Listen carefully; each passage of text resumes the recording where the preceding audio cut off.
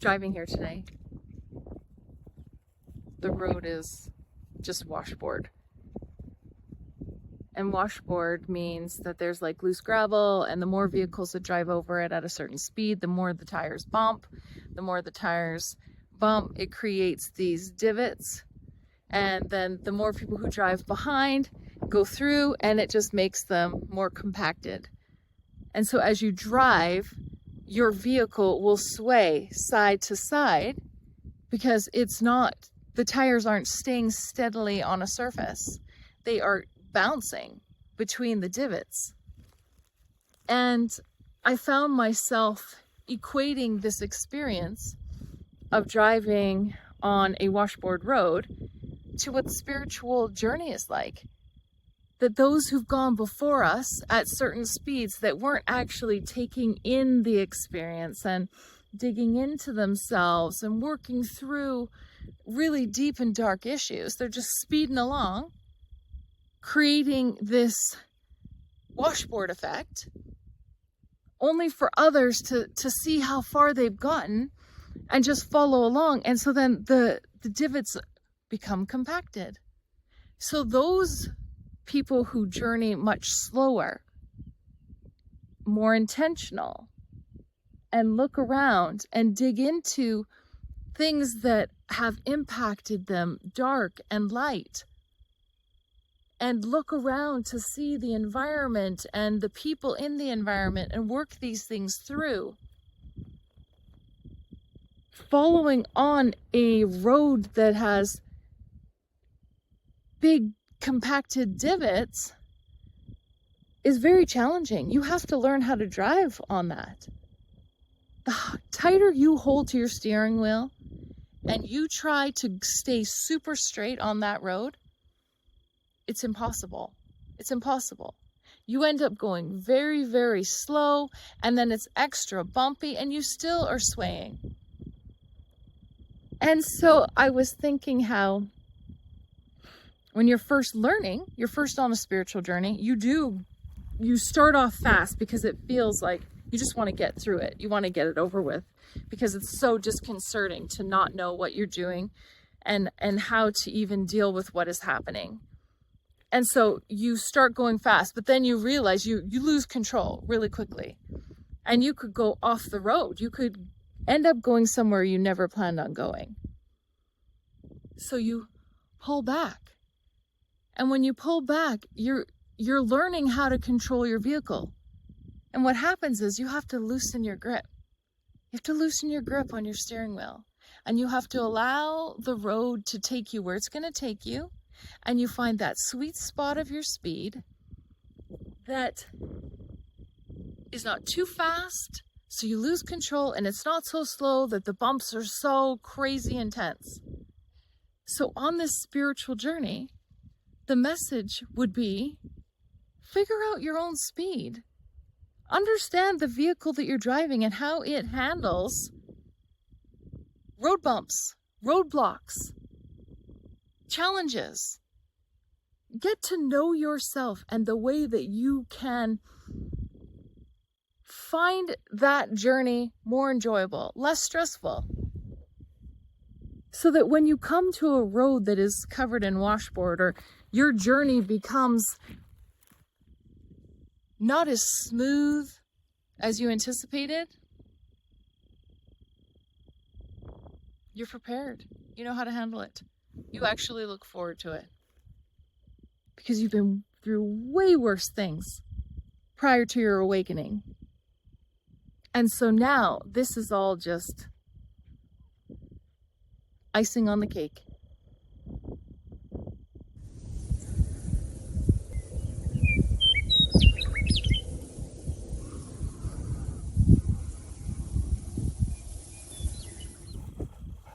Hi, and welcome back. It's September the 26th, 2025. The weather here has certainly cooled down a lot. I don't know if other places are feeling this as well. It's such an odd experience, our weather. The heat of the sun is so intense, and yet the breeze is cool. It's just noticeably different. Something I was thinking about on the way here today was how rough the road is. And I don't know if you know what a washboard road is or washboard on a road is, but it's basically if there's like loose gravel or a loose surface, and if vehicles are going a certain speed, like not slow but fast enough that their tires are bouncing, it creates little divots, little bumps, and the more people who drive over it, the more noticeable and pronounced these bounces are, so these bumps. And you get this washboard effect, which is basically almost like if you were to look at the ocean and see the waves just rippling, that's what it's like on the road. And so as you're driving on it, at first, when you first are learning how to drive on it, it's very disconcerting because your back end will go out, your front end, like nothing is moving in the way that it normally moves because the surface underneath that you are driving on is uneven. And it's been created that way by others who've gone ahead of you. So you must navigate the road based on how it feels. So you may choose to go slower when you're first learning because you're a little nervous that your vehicle isn't responding how it normally does. So you just take your foot off the gas and you go very slow, which actually makes the bumps even more pronounced and more challenging to drive on. So the more comfortable you become and familiar with these bumps in the road, you learn what speed works best for how badly the road has been impacted. And what I noticed for myself is as I was driving up here, it's fun to drive. Once you know how to drive on washboard, it's kind of fun because it fully engages you. You're paying attention to how your vehicle is moving, and instead of turning the opposite, you turn into it, right? And I related it back to this spiritual journey and how so many people before us have gone on different soulful awakenings, have been burnt out, have carved their way through the ethers. And we, coming from behind, are having to navigate these divots, these bumps. And the way I see these bumps is that it's the labeling, it's the perception of what it means to be on a spiritual journey, what it means to awaken, what the path of religion has taught us and where it takes us, and spirituality.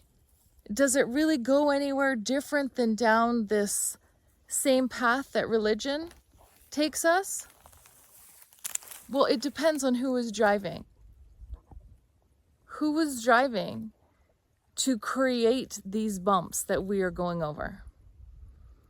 And to recognize that the way through our own spiritual awakening and journey, driving over these bumps that have been carved, compacted before us,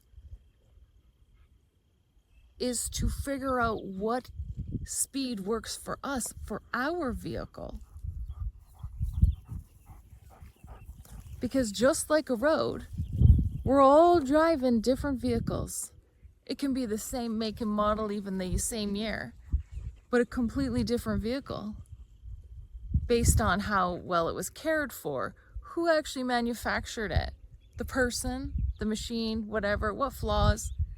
There's so many individual things that impact our vehicle, just like us, our experiences, our positionality. So going over the washboard of a spiritual awakening, we have to figure out what speed works best for us. At what point is it scary and it feels like we have no control at all? And at what point is it fun, where we can drive over it and enjoy how our vehicle is not just going in a linear fashion. It's just not following straight ahead. And that it requires our attention and focus and our feel of the road, and how we have to engage our senses in order to navigate it. Because not every person who identifies as having gone down a spiritual path or a spiritual journey or an awakening are individuals that you may want to follow. You might, but you first have to understand, where's their vehicle headed? How fast are they going? Did they bother to slow down and to pay attention to the road and to learn how their vehicle actually navigates it? Or did they just plow through and say, this is the way, follow me, follow me, I know the way. Anyone who says that I know the way and to follow me, red light, red light. Nobody knows the way. We are all just figuring this out, and it's individual to ourselves. If you've learned nothing else out from being in the matrix and being burnt out and seeing what you see and knowing what you know, that the easy route is the hardest route, and it's the one that considers you the least. That's conformity and compliance. That says, come here, follow me. I know the way.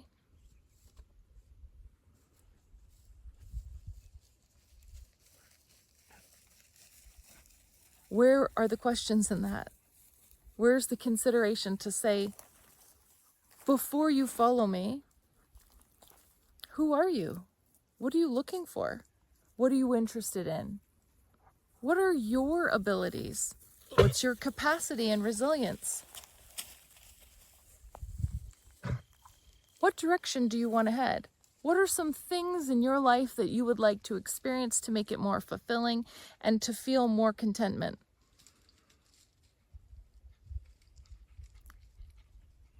Instead of just following blindly. Look where they got. Look what they're doing. Look at, they're so happy. Social media. How many people actually post when they are feeling down or sad or miserable or they failed? There's an agenda behind everything that we do. Whether we want to acknowledge it or not, there's an agenda. My agenda here, having this channel, is I have a calling. I have a calling that I cannot shake. That I need to just come out to the woods and speak. And whatever I am meant to share, I will share. However that looks. On good hair days and bad hair days. The vessel isn't important. The message is. The connection is. It's dropping, like I said in my other videos, the tidbits that maybe someone just needed that one little thing in that moment in time that just, epiphany. So it's not about following someone's route exactly. It's about discernment. It's looking at the path. It's looking at the things. It's looking at where someone comes from, the advantages and disadvantages they had, the resources they had available to them. Not everyone has access. Not everyone has the same capacities, capabilities, or interests. We are all unique. So a spiritual journey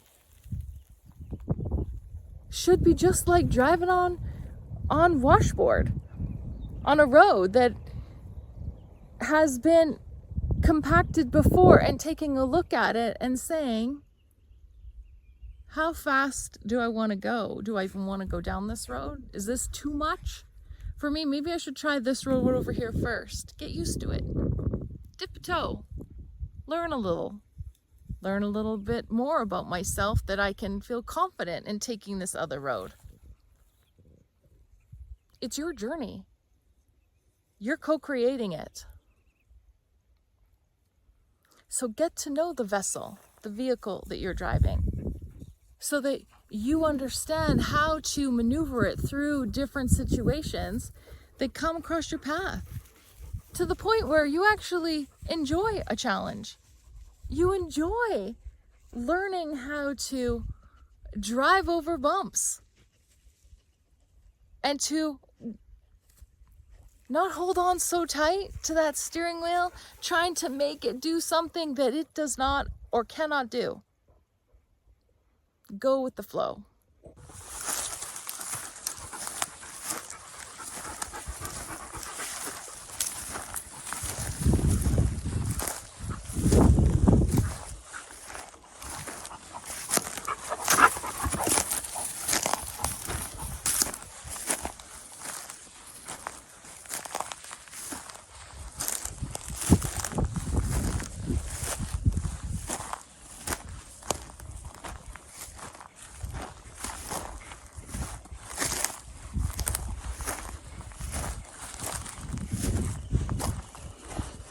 So on your spiritual journey, and you experience bumps in the road that are causing you anxiety and distress because they're unfamiliar, take your time. Take your time. There is no rush. Get to know yourself. Get to know your vehicle. Know how it responds in times of crisis, in times of need. And allow it. Allow it to interact with the environment. Allow the energy and nature, Mother Nature,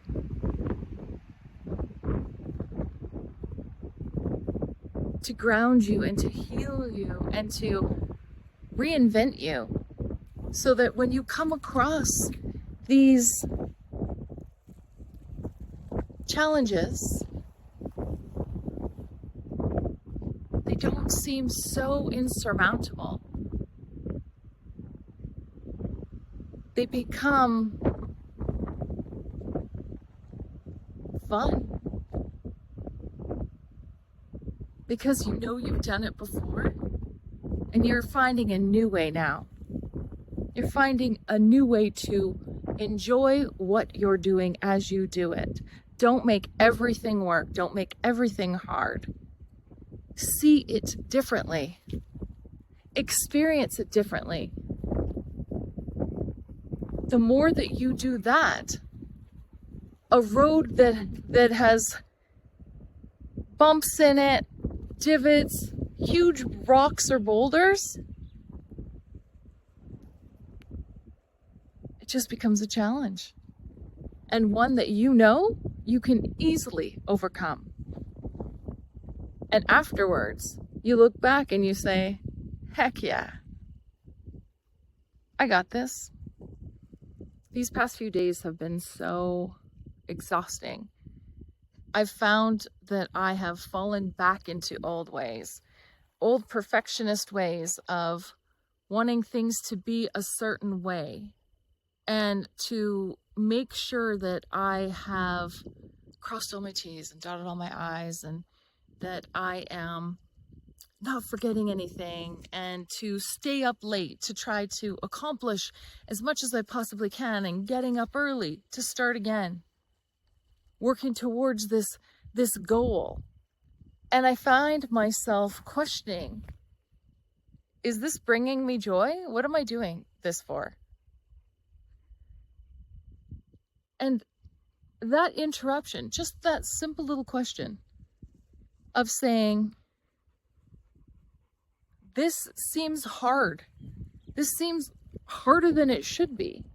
And it's actually for something that's fun and exciting. I'm preparing for something fun and exciting. And yet, the road to that fun and exciting thing, I have viewed it as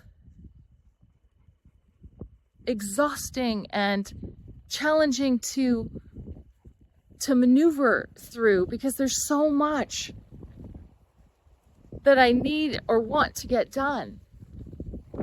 And I'm holding on so tight to these old ways, these old patterns and ways of doing things, where the harder I work, the longer hours, the more focused I am, the way that I present something being so polished and perfect,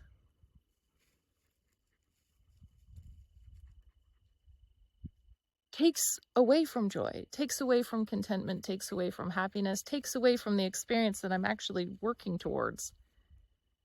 So I had to question, I have to lessen my grip. I have to let whatever's going to happen, happen. I've done this before. This is not my first time. I know how to create and plan and to organize and prepare for things. I know how to get where I want to go, regardless of what comes in front of me, regardless of what the path presents as.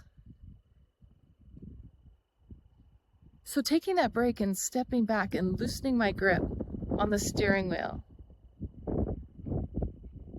of this road that I envisioned being so difficult, that is causing me to be exhausted and to lose focus on the joy that I'm actually trying to create.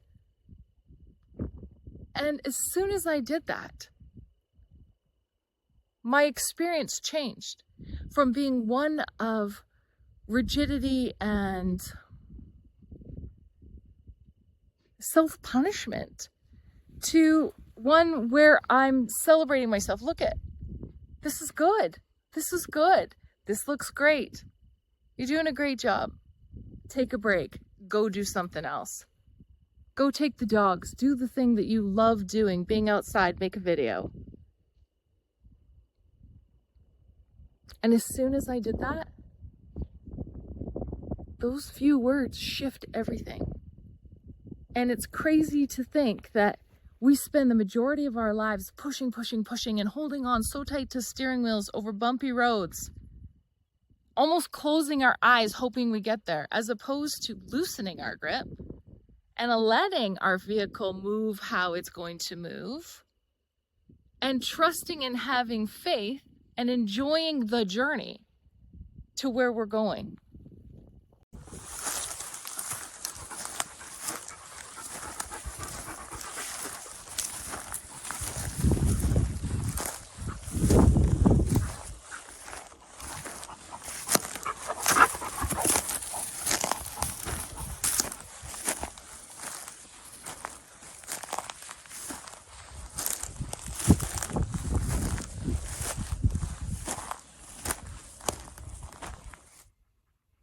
So whenever possible, get yourself outside. Get yourself under the sky, under the sun, under the moon, whatever way that you can get yourself some fresh air and to experience a world outside of artificial lights, artificial floors, and to breathe the air that is available to you, fresh, not recirculated through a system. And allow yourself to feel and sense what it is like to be truly welcomed, accepted, and rejuvenated. So enjoy the journey. Recognize that the bumps that were created before you don't have to be as difficult as they first appear. Understand how your vehicle handles these things. Understand how you could be pulled off of track, off of your path, and learn how to steer into it. That's what they say about having challenges and things feeling really dark.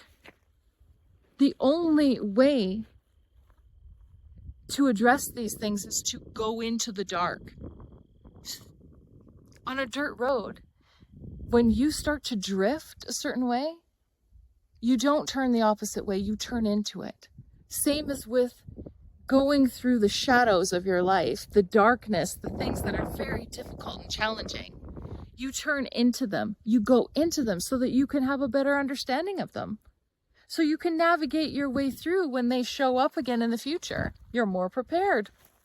Gives you the confidence that no matter what happens, you can deal with it. So you loosen your grip on your steering wheel. And you trust that your vessel will take you where it needs to go. And one more thing.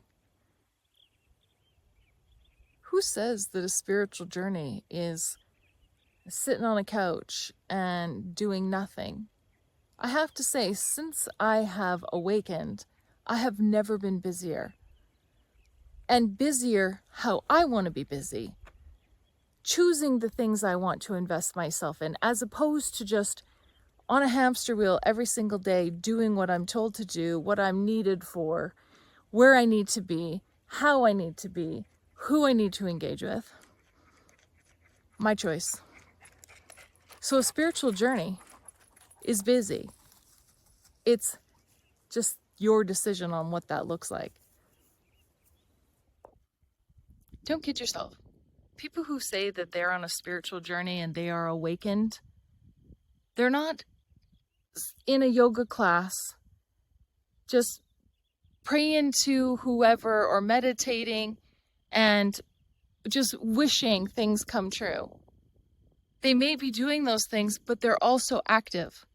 They're also active in co-creating the life that they want to live, that they envision for themselves and for others, that is more peaceful, that is more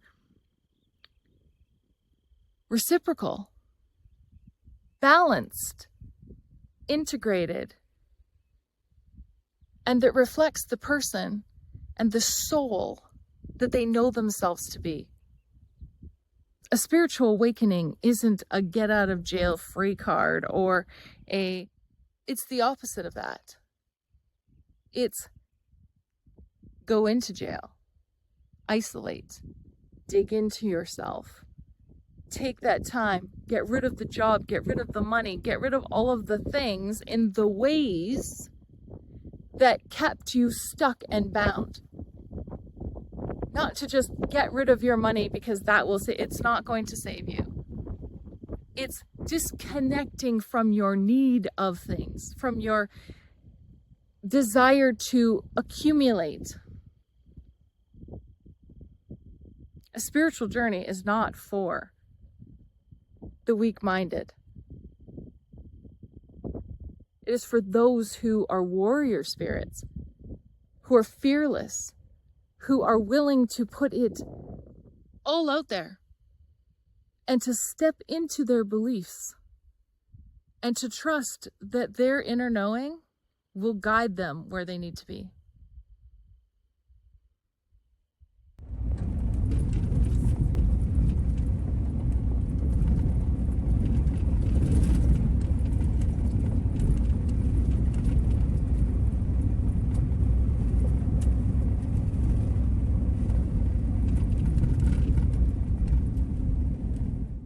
Until next time, everyone, stay safe and stay connected, and we'll see you really soon. Bye.